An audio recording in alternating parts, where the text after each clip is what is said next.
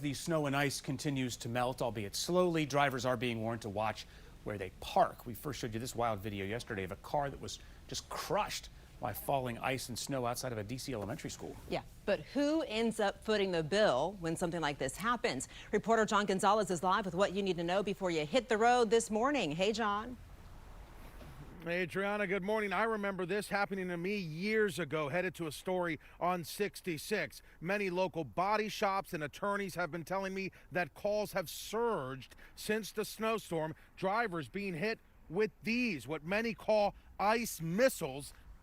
And you can hear how loud, how hard that is, and that, of course, very dangerous. Now, take a look. These photos show some incidents this past week, including multiple cars and one rollover in Howard County. Nearby states have clear laws, but in Maryland, Virginia, and D.C., there's no rule that requires you to remove all snow or ice from your vehicle. At best, police can cite you for unsafe driving, and you could face civil liability. Maryland lawmakers right now in Annapolis are considering House Bill 474 to clarify the rules, with a similar piece of legislation proposed in Virginia. Silver Spring resident Rudy Valdez escaped injury on I-270 last week.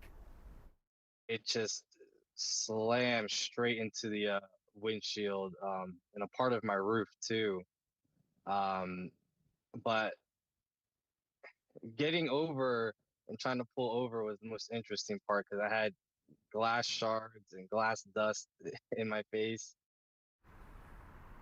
Now, local attorney Scott Bergman argues the Maryland bill should go beyond fines and include criminal misdemeanor charges. He notes responsibility often comes down to insurance and proving fault. The insurance companies are going to look to get out of a claim. You, the victim, have the burden of proof. That's meaning that you have to collect the evidence and prove that you are truly the innocent party in the case. As a personal injury attorney in the DMV, would call this reckless driving.